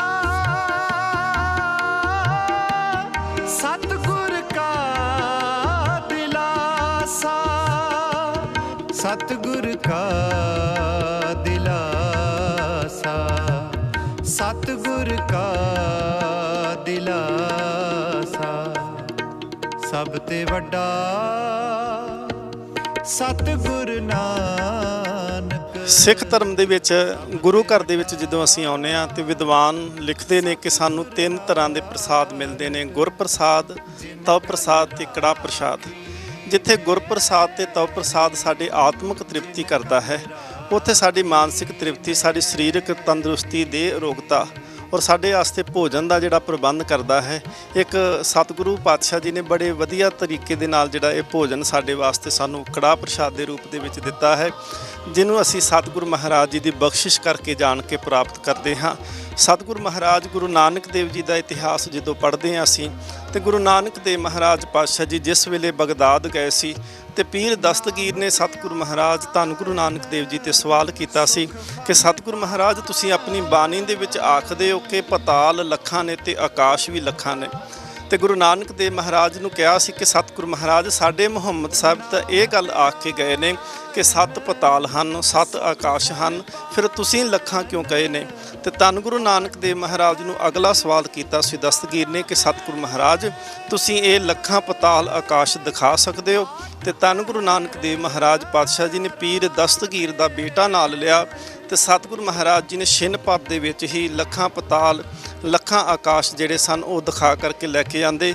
ਤੇ ਧੰਨ ਗੁਰੂ ਨਾਨਕ ਦੇਵ ਮਹਾਰਾਜ ਜੀ ਦਾ ਇਤਿਹਾਸ ਲਿਖਦੇ ਆ ਭਾਈ ਸਾਹਿਬ ਭਾਈ ਗੁਰਦਾਸ ਸਾਹਿਬ ਜੀ ਲਿਖਦੇ ਨੇ ਕਿ ਗੁਰੂ ਨਾਨਕ ਦੇਵ ਮਹਾਰਾਜ ਉਸ ਵੇਲੇ ਸੱਚਖੰਡ ਦੇ ਵਿੱਚੋਂ ਦਰਗਾਹ ਦੇ ਵਿੱਚੋਂ ਇੱਕ ਕੌਲ ਕਚਕੌਲ ਜਿਹੜਾ ਸੀ ਉਹ ਕੜਾਹ ਪ੍ਰਸ਼ਾਦ ਦਾ ਲੈ ਕੇ ਆਏ ਸੀ। ਸੋ ਵਿਦਵਾਨ ਕਹਿੰਦੇ ਨੇ ਇਹ ਦਰਗਾਹੀ ਦਾਤ ਹੈ ਕੜਾਹ ਪ੍ਰਸ਼ਾਦ ਦੀ। ਗੁਰੂ ਨਾਨਕ ਦੇਵ ਮਹਾਰਾਜ ਸਿੱਖਾਂ ਦੇ ਵਾਸਤੇ ਸੱਚਖੰਡ ਤੋਂ ਲੈ ਕੇ ਆਏ ਹਨ ਔਰ ਤੁਸੀਂ ਦੇਖਦੇ ਪਏ ਹੋ ਕਿ ਬੜੀ ਸ਼ਰਧਾ ਭਾਵਨਾ ਦੇ ਨਾਲ ਜਿੱਥੇ ਸੰਗਤ ਸਤਿਗੁਰੂ ਮਹਾਰਾਜ ਜੀ ਦੇ ਅਸਥਾਨ ਤੇ ਨਕਮਸਤਕ ਹੁੰਦੀ ਹੈ ਉੱਥੇ ਨਾਲ ਹੀ ਬੜੀ ਸ਼ਰਧਾ ਦੇ ਨਾਲ ਭਾਵਨਾ ਦੇ ਨਾਲ ਇਸ ਸਥਾਨ ਦੀ ਜਿਹੜੀ ਗੁਰੂ ਨਾਨਕ ਦੀ ਬਖਸ਼ਿਸ਼ ਦੇਗ ਪ੍ਰਾਪਤ ਕਰਦੇ ਹਨ ਜੀ।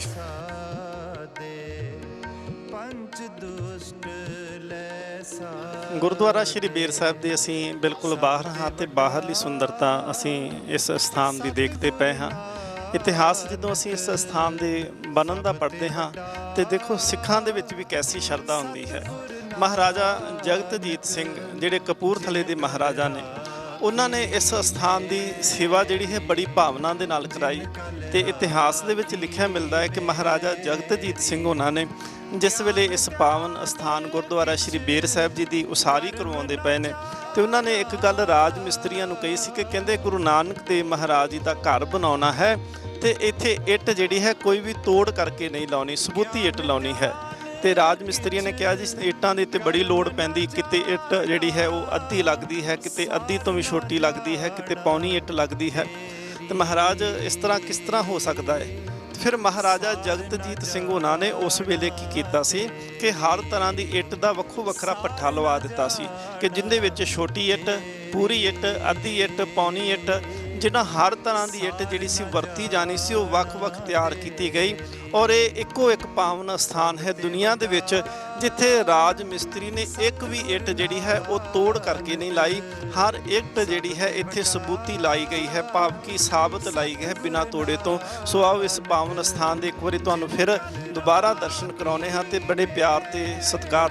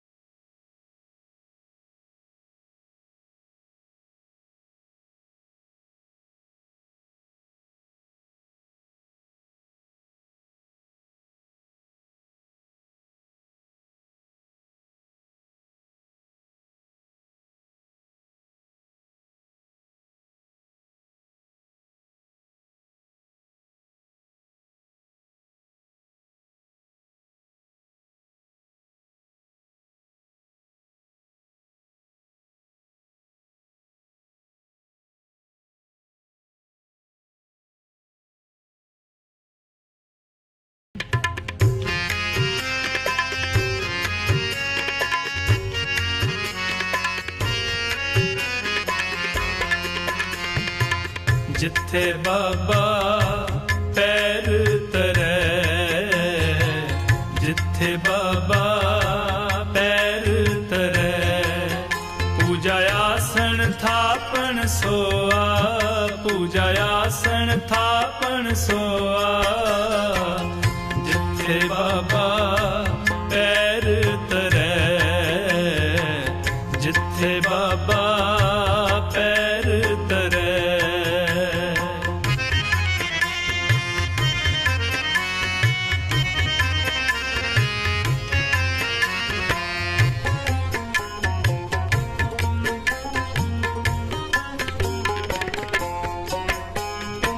ਸਤਿਗੁਰ ਨਾਨਕ ਪ੍ਰਗਟਿਆ, ਮਿੱਟੀ ਧੁੰਦ ਜਗ ਚਾਨਣ ਹੋਆ। ਗੁਰਦੁਆਰਾ ਸ਼੍ਰੀ ਬੇਰ ਸਾਹਿਬ ਦੇ ਬਾਹਰ ਅਸੀਂ ਦੇਖਦੇ ਹਾਂ ਕਿ ਸ਼੍ਰੋਮਣੀ ਗੁਰਦੁਆਰਾ ਪ੍ਰਬੰਧਕ ਕਮੇਟੀ ਵੱਲੋਂ ਕਿ ਗੁਰੂ ਘਰ ਦੀ ਖੂਬਸੂਰਤੀ ਨੂੰ ਵਧਾਉਣ ਦੇ ਵਾਸਤੇ ਵੱਖ-ਵੱਖ ਤਰ੍ਹਾਂ ਦੇ ਜਿਹੜੇ ਨੇ ਉਹ ਪੌਦੇ ਲਗਾਏ ਗਏ ਨੇ ਕਿ ਜਿੰਦੇ ਨਾਲ ਇੱਕ ਤਾਂ ਖੂਬਸੂਰਤੀ ਵੱਧਦੀ ਹੈ, ਦੂਸਰਾ ਵਾਤਾਵਰਨ ਜਿਹੜਾ ਹੈ ਉਹਨੂੰ ਵੀ ਸਾਫ਼ ਰੱਖਣ ਦੇ ਵਿੱਚ ਜਿਹੜੇ ਪੇੜ ਪੌਦੇ ਨੇ ਉਹ ਸਾਡੀ ਸਹਾਇਤਾ ਕਰਦੇ ਨੇ। ਤੁਸੀਂ ਦੇਖਦੇ ਹੋ ਕਿ ਬਹੁਤ ਤਰ੍ਹਾਂ ਦੇ ਜਿਹੜੇ ਪੌਦੇ ਫੁੱਲ ਬੂਟੇ ਲਗਾ ਕਰਕੇ ਇਸ ਪਾਵਨ ਸਥਾਨ ਦੀ ਖੂਬਸੂਰਤੀ ਵਧਾਈ ਗਈ ਹੈ। ਨਿਸ਼ਾਨ ਸਾਹਿਬ ਦੇ ਤੁਸੀਂ ਹੁਣ ਦਰਸ਼ਨ ਕਰਦੇ ਪਏ ਹੋ। ਨਿਸ਼ਾਨ ਸਾਹਿਬ ਅਸਲ ਦੇ ਵਿੱਚ ਇਸ ਗੱਲ ਦਾ ਪ੍ਰਤੀਕ ਹੈ ਕਿ ਕੋਈ ਵੀ ਲੋੜਵੰਦ ਹੋਵੇ, ਕੋਈ ਵੀ ਨਿਆਸਰਾ ਹੋਵੇ, ਬੇਆਸਰਾ ਹੋਵੇ ਤੇ ਇਹ ਦੂਰੋਂ ਹੀ ਲਹਿਰਾਉਂਦਾ ਹੋਇਆ ਪਰਚਮ ਜਿਹੜਾ ਹੈ ਇਹ ਇਸ ਗੱਲ ਦਾ ਪ੍ਰਤੀਕ ਹੈ ਕਿ ਜਿੰਦਾ ਕੋਈ ਵੀ ਆਸਰਾ ਨਹੀਂ ਹੈ ਉਹਨੂੰ ਆਸਰਾ ਗੁਰੂ ਨਾਨਕ ਦੇਵ ਮਹਾਰਾਜ ਜੀ ਦਾ ਅਸਥਾਨ ਦੇ ਦੇਵੇਗਾ। ਜਿਹਨੂੰ ਭੋਜਨ ਦੀ ਲੋੜ ਹੈ ਉਹਨੂੰ ਭੋਜਨ ਦੀ ਪ੍ਰਾਪਤੀ ਹੋਵੇਗੀ। ਸੋ ਇੱਕ ਤੁਰੇ ਜਾਂਦੇ ਰਾਹੀਆਂ ਵਾਸਤੇ ਵੀ ਇਹ ਇਸ ਗੱਲ ਦਾ ਪ੍ਰਤੀਕ ਹੁੰਦਾ ਸੀ ਕਿ ਦੂਰੋਂ ਹੀ ਪਤਾ ਲੱਗ ਜਾਵੇ ਕਿ ਗੁਰੂ ਨਾਨਕ ਦੇਵ ਮਹਾਰਾਜ ਪਾਤਸ਼ਾਹ ਜੀ ਦਾ ਅਸਥਾਨ ਨੇੜੇ ਹੈ ਤੇ ਜਿਸ ਅਸਥਾਨ ਤੇ ਜਾ ਕੇ ਸਾਡੀਆਂ ਲੋੜਾਂ, ਸਾਡੇ ਭੋਜਨ ਦੀ, ਸਾਡੇ ਜੀਵਨ ਦੀ ਲੋੜਾਂ ਪੂਰੀਆਂ ਹੋ ਸਕਦੀਆਂ ਹਨ। ਦੂਸਰਾ ਕਹਿੰਦੇ ਨੇ ਕਿ ਇਹ ਲਹਿਰਾਉਂਦੇ ਹੋਏ ਪਰਚਮ ਇਸ ਗੱਲ ਦੇ ਵੀ ਪ੍ਰਤੀਕ ਨੇ ਕਿ ਇਹ ਖਾਲਸਾ ਰਾਜ ਹੈ। ਦੁਨੀਆ ਦੇ ਤਮਾਮ ਅਸੀਂ ਝੰਡੇ ਦੇਖਦੇ ਹਾਂ ਤੇ ਜਦੋਂ ਸ਼ਾਮ ਦਾ ਸਮਾਂ ਹੁੰਦਾ ਹੈ ਤੇ ਉਹ ਝੰਡੇ ਉਤਾਰ ਦਿੱਤੇ ਜਾਂਦੇ ਨੇ, ਪਰ ਗੁਰੂ ਨਾਨਕ ਦੇਵ ਮਹਾਰਾਜ ਜੀ ਦਾ, ਗੁਰੂ ਗੋਬਿੰਦ ਸਿੰਘ ਮਹਾਰਾਜ ਜੀ ਦਾ ਬਖਸ਼ਿਆ ਹੋਇਆ ਇਹ ਕੇਸਰੀ ਨਿਸ਼ਾਨ ਜਿਹੜਾ ਹੈ ਇਹ ਸਦਾ ਵੀ ਝੂਲਦਾ ਰਹਿੰਦਾ ਹੈ, ਇਹਨੂੰ ਕਦੀ ਉਤਾਰਿਆ ਨਹੀਂ ਜਾਂਦਾ। ਸੋ ਇਸ ਪਾਵਨ ਨਿਸ਼ਾਨ ਸਾਹਿਬ ਜੀ ਦੇ ਆਪ ਜੀ ਦਰਸ਼ਨ ਕਰ ਰਹੇ ਹੋ।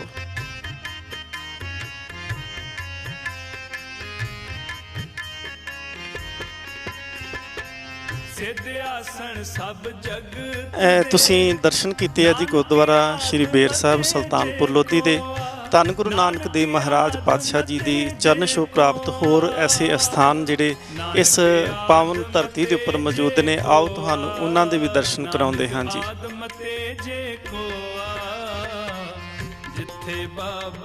ਆਓ ਹੁਣ ਤੁਹਾਨੂੰ ਲੈ ਚਲਦੇ ਹਾਂ ਗੁਰਦੁਆਰਾ ਬੀਬੀ ਨਾਨਕੀ ਜੀ ਦਾ ਘਰ ਤੇ ਉਸ ਅਸਥਾਨ ਦੇ ਕਰਾਉਂਦੇ ਹਾਂ ਦਰਸ਼ਨ ਤੇ ਨਾਲ ਹੀ ਕਰਾਉਂਦੇ ਹਾਂ ਤੁਹਾਨੂੰ ਉਸ ਇਤਿਹਾਸ ਤੋਂ ਜਾਣੂ।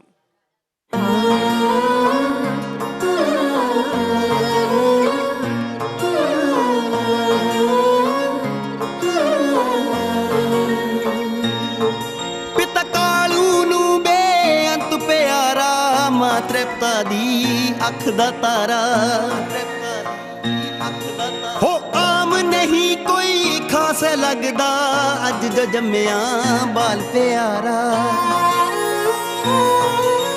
ਹੋ ਜਿੱਥੇ ਬਾਬੇ ਜਨਮ ਲਿਆ ਨਨਕਾਣਾ ਹੋਣੀ ਥਾਂ। ਭੈਣ ਨਾਨਕੀ ਕਹੇ ਵੀਰ ਦਾ ਨਾਨਕ ਰੱਖਣਾ ਨਾ।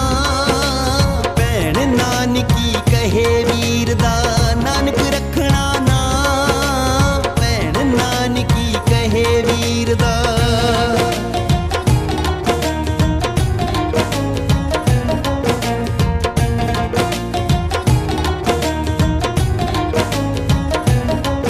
ਕਹੇ ਵੀਰ ਕਹਾਂ ਕੇ ਚੰਨ ਦਾ ਮੁਖੜਾ, ਮੁਖੜਾ ਤੱਕ ਕੇ ਟੁੱਟਦਾ ਦੁਖੜਾ। ਕਹੇ ਵੀਰ ਕਹਾਂ ਕੇ ਚੰਨ ਦਾ ਮੁਖੜਾ, ਮੁਖੜਾ ਤੱਕ ਕੇ ਟੁੱਟਦਾ ਦੁਖੜਾ। ਜਦੋਂ ਪਿਆਰ ਦੇ ਨਾਲ ਬੁਲਾਵਾਂ ਭਰ ਕੇ ਉੱਠਦਾ ਬਾਂਹ। ਭੈਣ ਨਾਨਕੀ ਕਹੇ ਵੀਰ ਦਾ ਨਾਨਕ ਰੱਖਣਾ ਨਾ। ਭੈਣ ਨਾਨਕੀ ਕਹੇ ਵੀਰ ਦਾ ਨਾਨਕ ਰੱਖਣਾ ਨਾ। ਭੈਣ ਨਾਨਕੀ ਕਹੇ ਵੀਰ ਦਾ।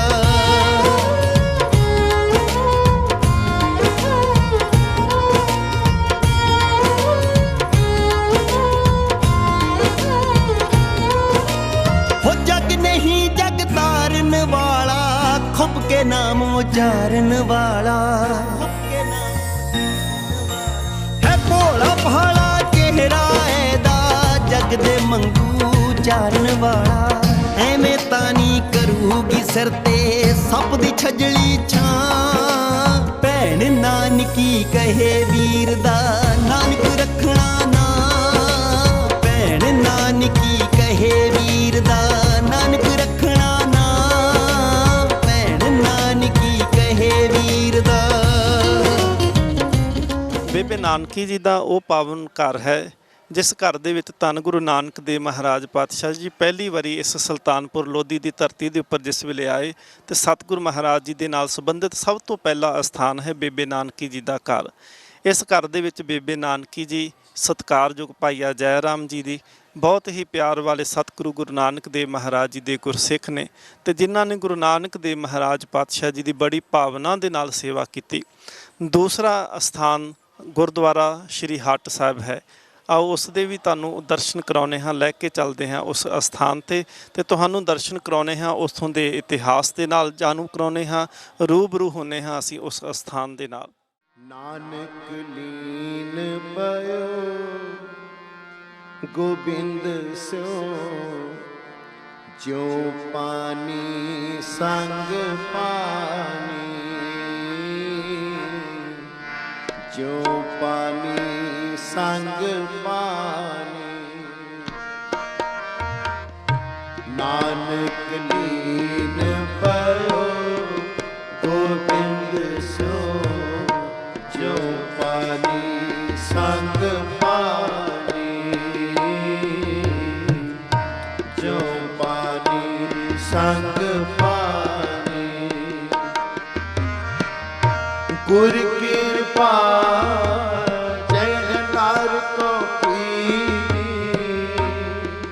ਇਹ ਉਹ ਪਾਵਨ ਸਥਾਨ ਹੈ ਜਿੱਥੇ ਧੰਨ ਗੁਰੂ ਨਾਨਕ ਦੇਵ ਮਹਾਰਾਜ ਪਾਤਸ਼ਾਹ ਜੀ ਨੇ ਮੋਦੀਖਾਨੇ ਦੀ ਸੇਵਾ ਕੀਤੀ ਹੈ, ਡਿਊਟੀ ਕੀਤੀ ਹੈ ਤੇ ਧੰਨ ਗੁਰੂ ਨਾਨਕ ਦੇਵ ਮਹਾਰਾਜ ਪਾਤਸ਼ਾਹ ਜੀ ਇਸੇ ਹੀ ਪਾਵਨ ਸਥਾਨ ਦੇ ਉੱਪਰ ਬੈਠ ਕਰਕੇ ਹੱਟੀ ਦੇ ਉੱਤੇ ਬੈਠ ਕੇ ਤਕੜੀ ਦੇ ਨਾਲ 13 ਕਰਕੇ ਤੋਲਿਆ ਕਰਦੇ ਸੀ ਤੇ ਸਤਿਗੁਰੂ ਗੁਰੂ ਨਾਨਕ ਦੇਵ ਮਹਾਰਾਜ ਪਾਤਸ਼ਾਹ ਜੀ ਜਿੰਨੇ ਵੀ ਕਿਸੇ ਨੇ ਲੋੜਵੰਦ ਨੇ ਆਉਣਾ ਤੇ ਉਹਨੂੰ ਹੀ 13 ਕਹਿ ਕੇ ਦੇ ਦੇਣਾ। ਤੇ ਧੰਨ ਗੁਰੂ ਨਾਨਕ ਦੇਵ ਮਹਾਰਾਜ ਜੀ ਦੇ ਨਾਲ ਜਿਹੜਾ ਸੇਵਾਦਾਰ ਲਗਾਇਆ ਗਿਆ ਸੀ ਉਹਨੇ ਕਿਹਾ ਸੀ ਸਤਿਗੁਰੂ ਮਹਾਰਾਜ ਤੁਸੀਂ ਹਰ ਕਿਸੇ ਨੂੰ 13 ਕਹਿ ਕੇ ਦੇਈ ਜਾਂਦੇ ਹੋ, ਇਸ ਤਰ੍ਹਾਂ ਤੇ ਮੋਦੀਖਾਨਾ ਡੁੱਬ ਜਾਏਗਾ, ਘਾਟਾ ਪੈ ਜਾਏਗਾ। ਗੁਰੂ ਨਾਨਕ ਦੇਵ ਮਹਾਰਾਜ ਨੇ ਕਿਹਾ ਸੀ, ਕਹਿੰਦੇ ਨੇ 13 ਕਹਿ ਕੇ ਡੁੱਬੀ ਦਾ ਨਹੀਂ ਹੈ, 13 ਕਹਿ ਕੇ ਤੇ ਤਰ ਜਾਈਦਾ ਹੈ। ਮੇਰਾ ਕਹਿਣ ਵਾਲੇ ਹੀ ਅਕਸਰ ਡੁੱਬ ਜਾਇਆ ਕਰਦੇ ਹਨ।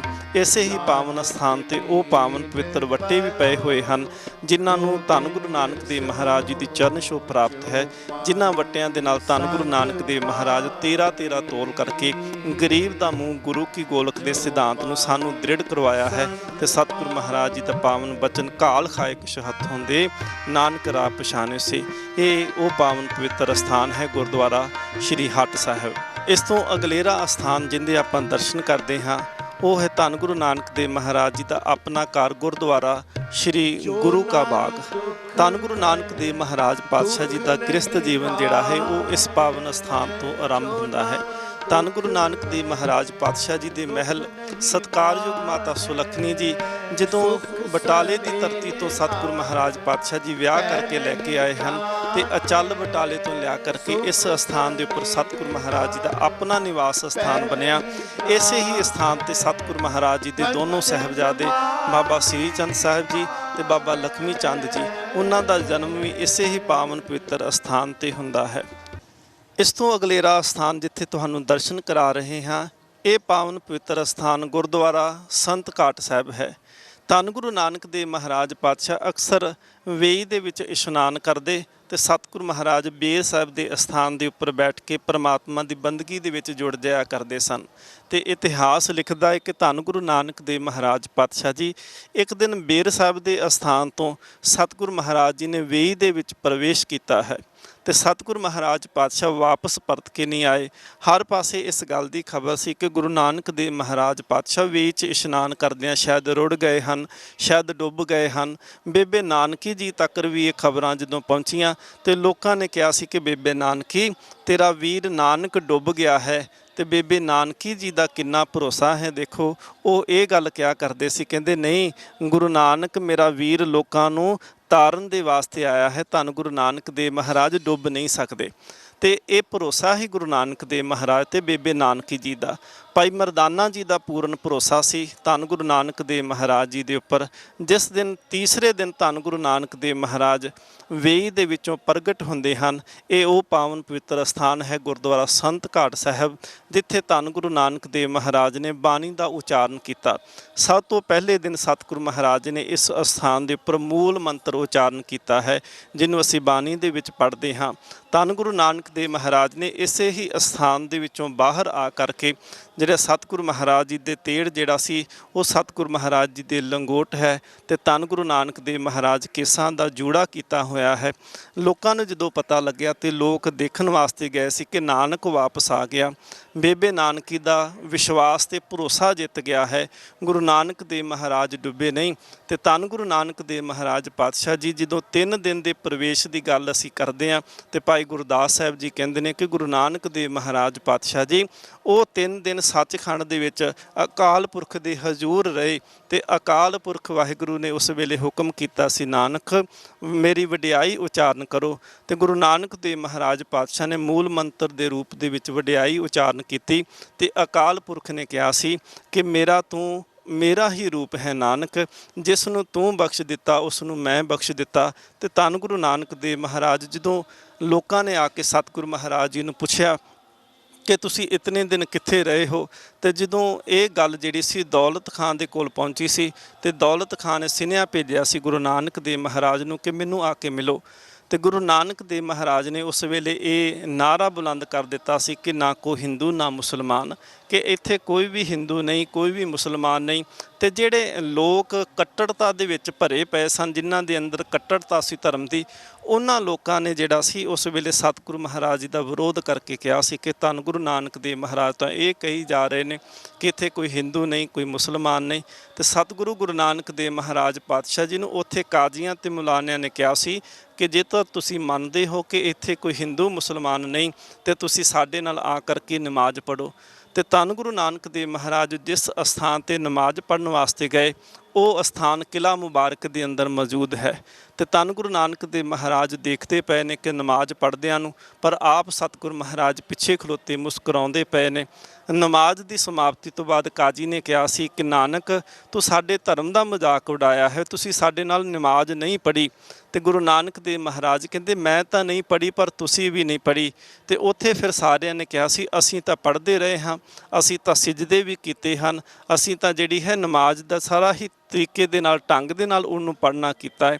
ਤੇ ਗੁਰੂ ਨਾਨਕ ਦੇਵ ਮਹਾਰਾਜ ਕਹਿੰਦੇ ਨੇ ਨਮਾਜ਼ ਇਸ ਤਰ੍ਹਾਂ ਨਹੀਂ ਹੁੰਦੀ ਕਿ ਮਨ ਕਿਸੇ ਜਗ੍ਹਾ ਤੇ ਹੋਰ ਹੋਵੇ ਤੇ ਤਨ ਕਿਸੇ ਜਗ੍ਹਾ ਤੇ ਹੋਵੇ। ਧੰਨ ਗੁਰੂ ਨਾਨਕ ਦੇਵ ਮਹਾਰਾਜ ਨੇ ਦੌਲਤ ਖਾਨ ਨੂੰ ਕਿਹਾ ਸੀ ਕਿ ਤੂੰ ਤੇ ਕਾਬਲ ਕੰਦਾਰ ਦੇ ਵਿੱਚ ਘੋੜੇ ਖਰੀਦਦਾ ਪਿਆ ਸੀ। ਕਾਜੀ ਨੂੰ ਸਤਿਗੁਰੂ ਮਹਾਰਾਜ ਨੇ ਕਹਿਣਾ ਕੀਤਾ ਸੀ ਕਿ ਕਾਜੀ ਤੂੰ ਤਾਂ ਆਪਣੇ ਘਰ ਦੇ ਵਿੱਚ ਨਵੀਂ ਸੂਈ ਹੋਈ ਘੋੜੀ ਦੇ ਵਛੇਰੇ ਬਾਰੇ ਤੇਰਾ ਧਿਆਨ ਸੀ, ਕਿਤੇ ਉਹ ਵਛੇਰਾ ਖੂਹ ਦੇ ਵਿੱਚ ਨਾ ਡਿੱਗ ਪਵੇ, ਕਿਤੇ ਬੱਚੇ ਉਹਨੂੰ ਦੌੜਾ ਕੇ ਨਾ ਖਤਮ ਕਰ ਦੇਣ, ਤੇਰਾ ਮਨ ਵੀ ਇੱਥੇ ਨਹੀਂ ਸੀ। ਸੋ ਸਤਿਗੁਰੂ ਮਹਾਰਾਜ ਨੇ ਇਸ ਪਾਵਨ ਸਥਾਨਾਂ ਦੇ ਉੱਪਰ ਚਰਨ ਪਾਏ। ਤੇ ਇਹ ਉਹ ਪਾਵਨ ਧਰਤੀ ਹੈ ਜਿਸ ਨੂੰ ਸਤਿਗੁਰੂ ਮਹਾਰਾਜ ਜੀ ਦੇ ਚਰਨਾਂ ਦੀ ਛੋਹ ਪ੍ਰਾਪਤ ਨਿਰੰਤਰ ਕਈ ਸਾਲ ਤੱਕ ਜਿਹੜੀ ਹੈ ਉਹ ਹੋਈ ਹੈ। ਗੁਰ ਕਿਰਪਾ ਜੈ ਨਾਨਕ ਕੀਨੀ, ਤੇ ਇਹ ਜੁਗਤ ਪਛਾਨੀ, ਤੇ ਇਹ ਜੁਗਤ ਪਛਾਨੀ। ਨਾਨਕ ਲੀਨ ਪਰੋ ਗੋਬਿੰਦ ਸੋ, ਜੋ ਪਾਣੀ ਸੰਗ ਪਾਣੀ, ਜੋ ਪਾਣੀ ਸੰਗ ਪਾਣੀ। ਨਾਨਕ ਲੀਨ ਪਰੋ ਗੋਬਿੰਦ ਸੋ, ਜੋ ਪਾਣੀ ਸੰਗ ਪਾਣੀ,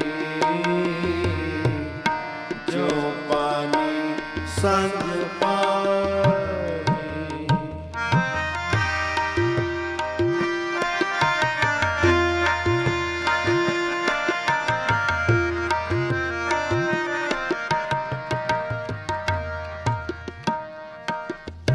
जो नर दुख में दुख नहीं माने, जो नर दुख में दुख नहीं माने, सुख स्नेह आए पै नहीं जाते, सुख स्नेह आए पै नहीं जाते, कंचन माटी।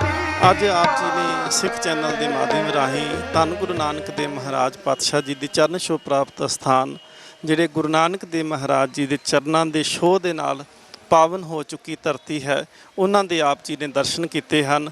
ਇਸੇ ਹੀ ਪਾਵਨ ਅਸਥਾਨਾਂ ਦੇ ਉੱਪਰ 13 ਸਤੰਬਰ ਨੂੰ ਧੰਨ ਗੁਰੂ ਨਾਨਕ ਦੇਵ ਮਹਾਰਾਜ ਜੀ ਦੇ 550 ਸਾਲਾ ਪ੍ਰਕਾਸ਼ ਗੁਰਪੁਰਬ ਦੇ ਉੱਪਰ ਸਿੱਖ ਚੈਨਲ ਵੱਲੋਂ ਕੀਤੇ ਗਏ ਉਪਰਾਲੇ ਦਾ ਸਦਕਾ ਜਿਹੜੇ ਸ੍ਰੀ ਸਹਿਜ ਪਾਠ ਸਨ ਉਹਨਾਂ ਦੀ ਸੰਪੂਰਨਤਾ ਹੋ ਰਹੀ ਹੈ। ਸੋ ਇਹਨਾਂ ਪਾਵਨ ਅਸਥਾਨਾਂ ਦੇ ਉੱਪਰ ਉਹਨਾਂ ਦੇ ਭੋਗ ਪਾਏ ਜਾਣਗੇ।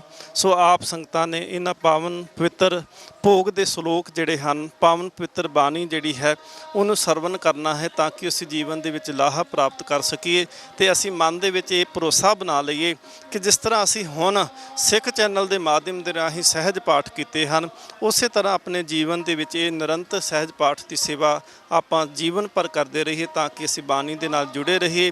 ਸਿੱਖ ਚੈਨਲ ਦੇ ਧੰਨਵਾਦੀ ਹਾਂ ਜਿਨ੍ਹਾਂ ਨੇ ਉਪਰਾਲਾ ਕੀਤਾ ਤੇ ਧੰਨ ਗੁਰੂ ਨਾਨਕ ਦੇਵ ਮਹਾਰਾਜ ਜੀ ਦਾ ਫਲਸਫਾ ਗਾਵੋ ਸੱਚੀ ਬਾਣੀ ਜਾਂ ਸਤਿਗੁਰੂ ਮਹਾਰਾਜ ਜੀ ਦੀ ਬਾਣੀ ਦੇ ਨਾਲ ਜੋੜਨਾ ਕੀਤਾ ਹੈ। ਵਾਹੋ ਵਾਹੋ ਬਾਣੀ ਨਿਰੰਕਾਰ ਹੈ ਤਿਸ ਜੇਵੜ ਅਵਰ ਨਾ ਕੋਏ। ਧੰਨ ਗੁਰੂ ਨਾਨਕ ਦੇਵ ਮਹਾਰਾਜ ਜੀ ਦੀ ਇਹ ਬਾਣੀ ਹੈ। ਧੁਰ ਕੀ ਬਾਣੀ ਆਈ ਤਿਨ ਸਗਲੀ ਚਿੰਤ ਮਿਟਾਈ। ਬਾਣੀ ਗੁਰੂ ਗੁਰੂ ਹੈ ਬਾਣੀ ਵਿੱਚ ਬਾਣੀ ਅੰਮ੍ਰਿਤ ਸਾਰੇ। ਗੁਰਬਾਣੀ ਕਹੈ ਸੇਵਕ ਜਨ ਮਾਨੇ ਪ੍ਰਤੱਖ ਗੁਰੂ ਨਿਸਤਾਰੇ। ਤੇ ਗੁਰੂ ਗੋਬਿੰਦ ਸਿੰਘ ਮਹਾਰਾਜ ਜੀ ਦਾ ਹੁਕਮ ਹੈ ਆਗਿਆ ਪਈ ਅਕਾਲ ਕੀ ਤਬੇ ਚਲਾਇਓ ਪੰਥ। ਸਭ ਸਿੱਖਣ ਕੋ ਹੁਕਮ ਹੈ ਗੁਰੂ ਮਾਨਿਓ ਗ੍ਰੰਥ। ਗੁਰੂ ਗ੍ਰੰਥ ਦੇ ਲੜ ਲੱਗੀਏ ਤੇ ਵਹਿਮਾਂ ਭਰਮਾਂ ਨੂੰ ਤਿਆਗਦਿਆਂ ਹੋਇਆਂ ਹਮੇਸ਼ਾ ਵਾਸਤੇ ਸਤਿਗੁਰੂ ਮਹਾਰਾਜ ਤੇ ਭਰੋਸਾ ਰੱਖ ਕਰਕੇ ਆਪਣਾ ਜੀਵਨ ਜੀਣਾ ਕਰੀਏ ਜੀ। ਵਾਹਿਗੁਰੂ ਜੀ ਕਾ ਖਾਲਸਾ, ਵਾਹਿਗੁਰੂ ਜੀ ਕੀ ਫਤਿਹ ਜੀ।